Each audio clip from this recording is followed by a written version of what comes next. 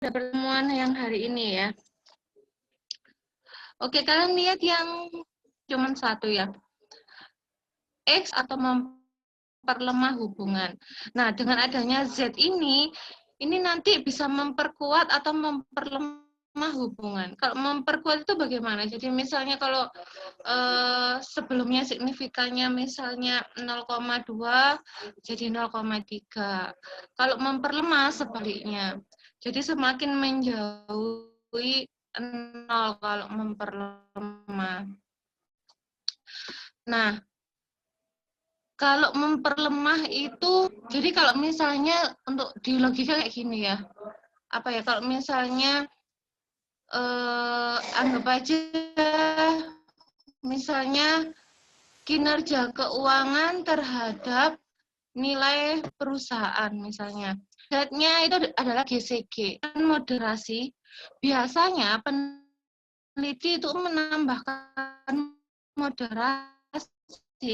Salah satu alasannya adalah karena hasil dari penelitian terdahulu itu bervariasi. Jadi ada yang berpengaruh lagi, misalnya Mr. A berpengaruh, Mr. B nggak berpengaruh, Mr. C berpengaruh, Mr. D nggak berpengaruh. Nah, hal itu yang kadang-kadang membuat peneliti itu memutuskan untuk menambah moderasi. Sebenarnya apa sih yang menyebabkan variabel X ke Y itu hasilnya itu bervariatif gitu loh. Ada yang berpengaruh dan ada tidak yang berpengaruh. Nah, peneliti menambahkan variabel moderasi akan memperkuat atau memperlemah hubungan. Beda sama mediasi ya. Mediasi itu intervening. Jadi kalau intervening itu perantara. Jadi misalnya kalau kalian meneliti kinerja keuangan terhadap nilai perusahaan, tapi melalui GCG dulu misalnya, misal ya. Jadi kinerja keuangan atau dibalik GCG terhadap nilai perusahaan, tapi melewati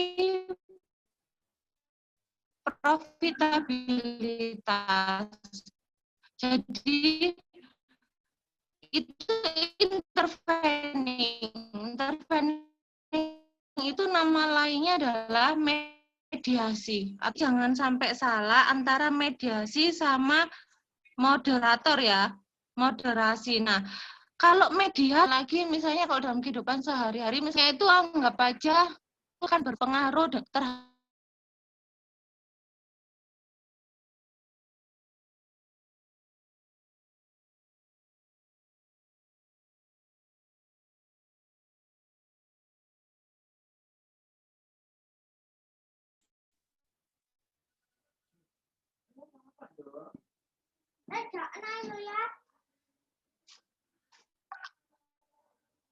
Masih terdengar suara saya? Halo? Terdengar Bu, tapi share screen-nya udah nggak ada. Iya, apa koneksinya putus? Bentar ya. Ya Bu.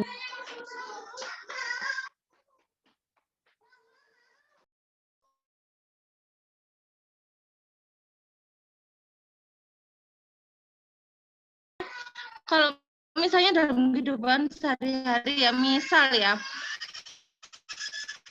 tadi ya, pernikahan X-nya, Y-nya cinta, nah Z-nya itu anak. Nah, apakah dengan anak itu akan menambah hubungan antara pernikahan dan cinta atau malah moderasi? Itu memperkuat atau memperlemah hubungan. Nanti pertemuan berikutnya SPSS-nya akan saya buatkan video ya, cara SPSS-nya bagaimana kok ada moderasinya. Ini kelihatan nggak slide-nya? Kelihatan ya?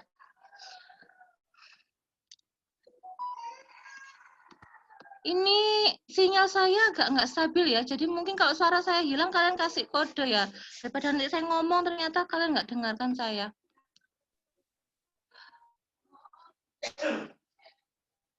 Yang gambar ini, nah Iya, Bu. biasanya kalau kalian di jurnal-jurnal itu kalau misalnya hasil interaksi moderasinya nggak signifikan, langsung diputuskan bahwa variabel tersebut tidak bisa memoderasi. Nah, sebenarnya secara teori ada 4 jenis moderasi. Ada moderasi murni, ada moderasi semu, ada prediktor moderasi, ada moderasi potensial. Moderasi semu ini bisa kalian baca ya pengertiannya. Variabel yang memoderasi hubungan antara variabel independen dengan variabel dependen yang sekaligus menjadi variabel independen. Prediktor moderasi, variabel moderasi ini hanya berperan sebagai variabel prediktor atau independen dalam hubungan yang dibentuk. Moderasi potensial, variabel tersebut potensial menjadi variabel moderasi. Nah, kalau misalnya nanti hasilnya interaksi moderasinya itu tidak signifikan, kalian jangan memutuskan bahwa, oh, berarti ini tidak memoderasi. Enggak. Kan lihat tabel yang ini ya, karena jenis moderasi itu ada 4. Ini saya kasih salah satu contoh dari salah satu jurnal ya. Saya ambil di salah satu jurnal. Masih azan ya, tunggu bentar. Itu dari kerangka konseptual yang saya ambil di salah satu jurnal. Nah, kalian lihat X1 leverage terhadap tax avoidance, ini penghindaran pajak ya. Dimoderasi sama inventory intensity. Liquidity-nya X2-nya dimoderasi juga sama tax avoidance, penghindaran pajak. Nah, kalian lihat yang hasil dari SPSS-nya yang di tabel 2. Yang pengalihnya, yang ini, yang paling bawah, leverage invent ketemunya 0,1168. Ketemu yang di tabel 2 ya. Leverage invent itu loh, yang probabilitasnya 0,1168, H4 ditolak. Yang bawah, liquidity inventory intensity 0,007 H5 diterima. Nah, kalian lihat dari hasil ini, dari hasil apa tabel ini. Ini menunjukkan bahwa kalau hasilnya interaksinya moderasinya itu enggak signifikan, langsung ditolak bahwa ini ternyata tidak bisa memoderasi gitu ya. Tapi nanti kalian harus melihat di sini dulu ya, ngelihat yang tabel. Gimana caranya? Di jurnal-jurnal kebanyakan seperti ini.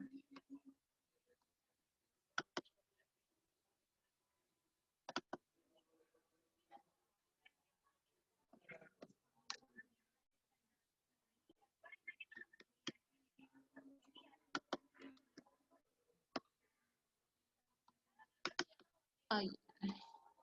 Oke, lihat ini ya. Yang gambar dulu, gambar pojok kanan. Gambar pojok kanan yang bawah. X terhadap Y dimoderasi sama Z. Masih ingat yang UTS ya? Hasil regresinya nanti munculnya misal ya, ini saya buat positif semua. Y sama dengan A plus B1X1 ditambah B2Z ditambah B3X1 kali Z. Ini saya bahas yang SPSS dulu ya, yang MRA ya.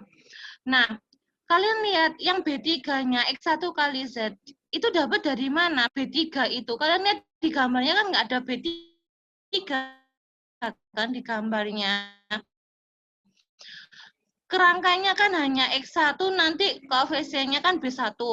Z ini B2. Kenapa ini ada muncul B3 di sini? Karena nanti kalau kalian menguji moderasi, itu kan harus mencari interaksi moderasinya dari mana? Dari pengalihnya X1 dikali Z. Nah, jadi nanti kalau di data Excel-nya, kalian berarti nanti ada 4 data. Data Y-nya, misalnya Y-nya, terus habis itu X1, misalnya X1 ketemunya 2 ya. kemudian Z-nya ketemu 2 juga. Nah, X1 kali Z ketemunya 4. Anggap aja X1 Z-nya itu saya ganti nama C ya, biar kalian nggak bingung. Nah, berarti nanti di data Excel-nya kalian ada 4 data. Yang pertama datanya Y, kolomnya Y. Yang kedua kolomnya X1. Yang ketiga kolomnya Z, moderasinya. Kolom keempat adalah kolom C. Kolom C itu interaksi moderasi dari X1 dikalikan Z.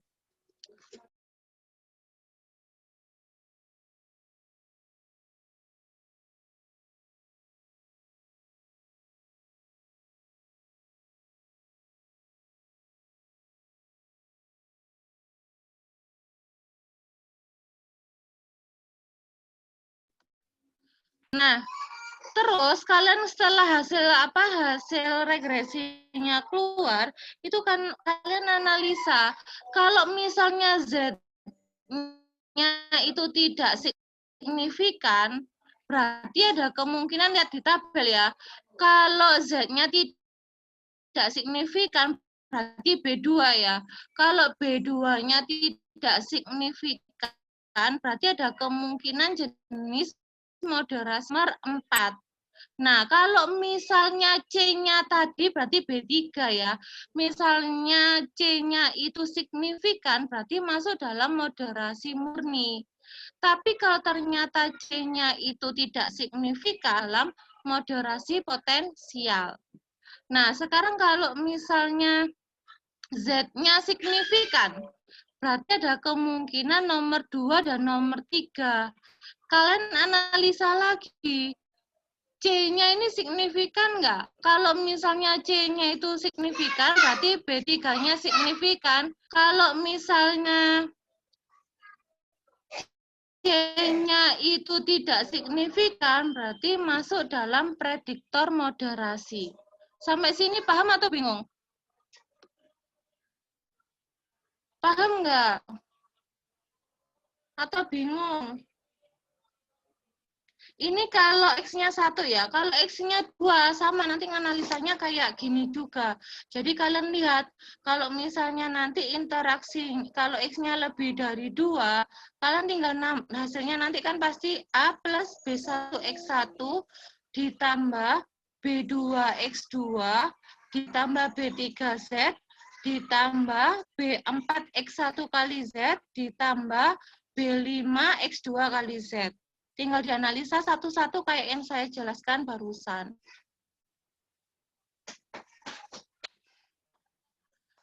Nah, sampai sini paham nggak? Kalau nggak paham bilang ya, kalau kecepatan bilang.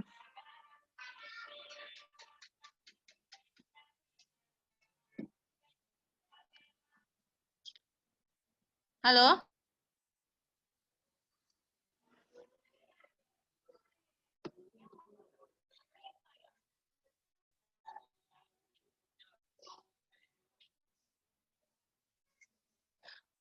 Anggun Amalia paham nggak? Sedikit bingung, Bu. Sedikit bingung. Iya. Oke, tak ulangi ya. Jadi Iya. kalau misalnya moderasi, jadi kalian nanti kan setelah kalian masukkan ke SPES muncul rumus regresinya, kayak yang kemarin latihan UTS. Nah, itu kalian nanti ngelihatnya, analisanya dari mana? Kalian lihatnya dari seperti tabel. Jadi kalau Z-nya ini hasilnya nggak signifikan, berarti kalian langsung kemungkinannya ada di nomor 1. Kalau Z-nya nggak signifikan ya, berarti B2 kan. Berarti di nomor 1 dan nomor 4. Nah, kalian lihat lagi, interaksi moderasinya yang kita namai C tadi, signifikan nggak? Kalau misalnya C-nya signifikan, berarti masuk moderasi murni. Tapi kalau C-nya nggak signifikan, berarti masuk dalam moderasi potensial. Nah, sekarang misalnya contoh kedua. Kalau misalnya Z-nya itu signifikan, berarti ada kemungkinan nomor 2 dan nomor 3. Ada kemungkinan moderasi semu atau prediktor moderasi. Nah, kalian lihat interaksi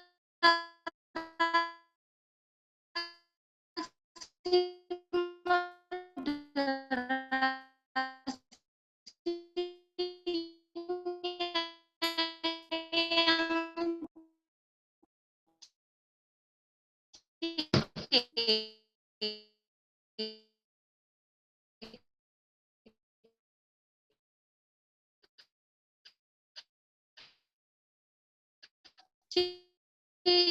signifikan enggak? Kalau C-nya signifikan berarti masuk dalam moderasi semu.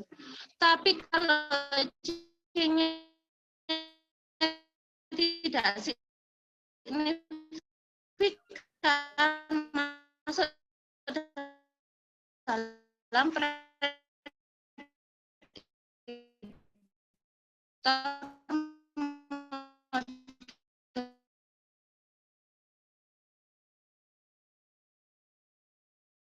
sekarang kalian lihat yang di sebelahnya kerangka itu ya. Tabel 9. Tabel 9 sama tabel 10. Nah, kalian lihat yang, ntar saya besarkan dulu ya. Dah. Tabel 10, kalian lihat yang ROA dikali GCG itu loh. Ketemu H0 ditolak. Yang ROE dikalikan GCG ketemu H0 gagal ditolak. Nah, ini kebanyakan itu kalau misalnya hasil interaksi moderasinya itu tidak signifikan, itu langsung diputuskan bahwa H0-nya diterima. Tapi kalau contohnya nomor ini ya, ROA dikali GCG 0,042, berarti di bawahnya 0,05. Berarti signifikan kan? Ini keputusannya H0 ditolak, berarti HA-nya diterima kan?